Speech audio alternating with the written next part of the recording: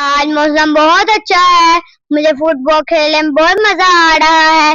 جی میں نے کک کیا، یہ میں نے کک کیا۔ میں نے بھی کھیلا ہے، مجھے بھی دو، میری طرف بھی پھینکو۔ نہیں میں نے نہیں کھلانا۔ ہاتھ چھوڑو، میرا ہاتھ چھوڑو۔